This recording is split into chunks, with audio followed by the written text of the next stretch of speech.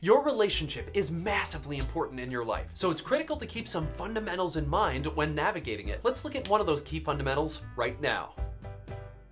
Always remember that she is not your mom. She is not the default person in charge of laundry, vacuuming, cleaning toilets, cat litter boxes, taking the dogs out, dishes, cooking, making plans, and taking care of the children. You both share all of those things, even if you work while she stays home with the kids. Staying home with the kids is a full-time job, just as much as your job is a full-time job too. Just remember that you live together, so you both have to contribute. That's what you signed up for, a life with each other. With, that means you participate, which means sharing the responsibility with her. It's cooperation, collaboration, and teamwork. 100% of the household responsibility cannot fall to just one person, and she shouldn't be stuck with all the chores because she was born a woman, and that's what society has largely tried to enforce in the past. Now listen, if you happen to be the main breadwinner in your family, you might feel like your full-time job should largely exempt you from the household responsibilities because you work so hard to keep the family financially stable and you feel like that's your main contribution. It absolutely is. I totally understand that, but that can't be your only contribution. You still have to help out around the house. Now, if you have kids, I'm sure you know this already, but your partner could really benefit from a break, and they could sure use your help.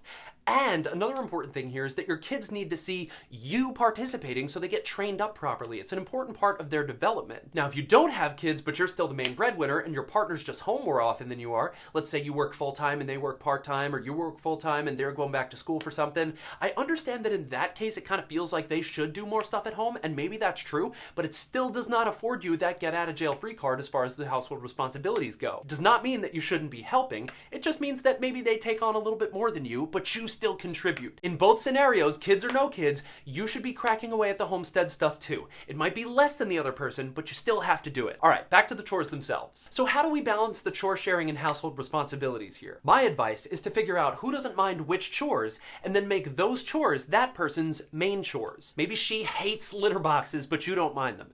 Boom, litter boxes are now yours. Maybe you hate vacuuming, but she doesn't mind it. Boom, vacuuming is now hers. And then just do that same process for each one of the chores until you both are satisfied with the agreement. And if there are chores that you both super hate, then alternate. But with all that said, do be prepared to help her out if she's too busy or too tired sometimes. It's important to be able to give a little bit extra if the moment calls for it. And both partners should be open to this idea. The giving a little bit extra thing is not just on you, it's also on her when you really need it.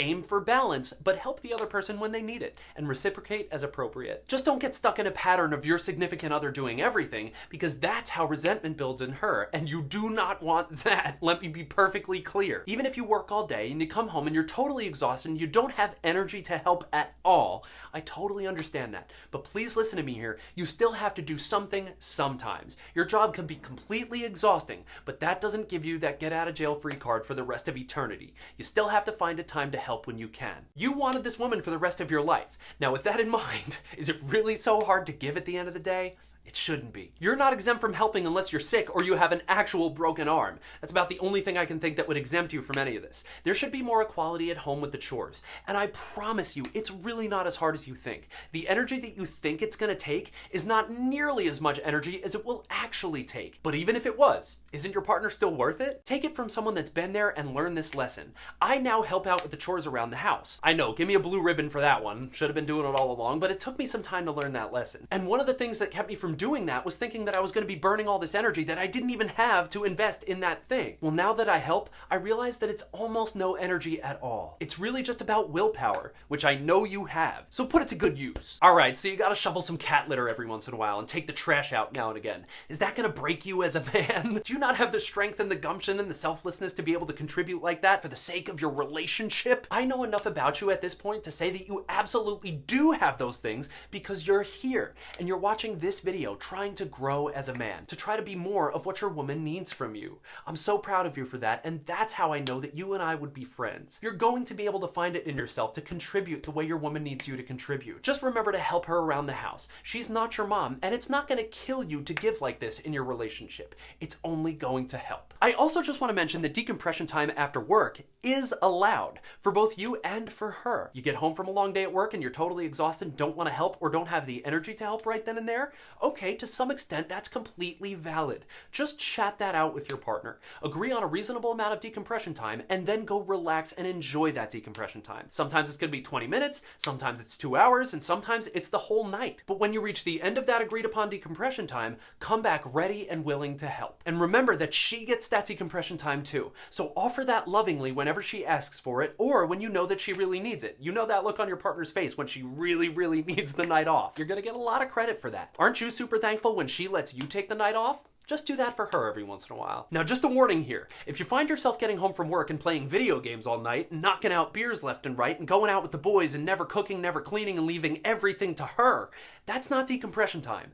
That's what we call taking advantage, and you do not want to do that. And if you just realize that you are taking advantage, okay, that's a good first step. This is actually a positive moment for you. Don't feel bad, just know that you have to turn that ship around and just make that the past version of yourself and step up the game for the woman that you love. I'm willing to bet that she's actually already tried to hint at you needing to step it up, but you probably haven't noticed how much she actually means that and actually needs that from you because I have to go play Call of Duty, the boys are online. Madden calls. Just go ahead and swing that aircraft carrier around before it builds resentment in her, because it's probably forming right now, and that's really bad. And if she hasn't blown up at you yet, I can let you know that that's on its way, and you can avoid that by righting the ship. It's going to take some time and it's going to be building a habit, but you absolutely must do that. And if she has blown up at you about it, then why are you here? Go help. Go save your relationship by doing the dishes. Does that sound ridiculous? Because it shouldn't. I am deadly serious about that.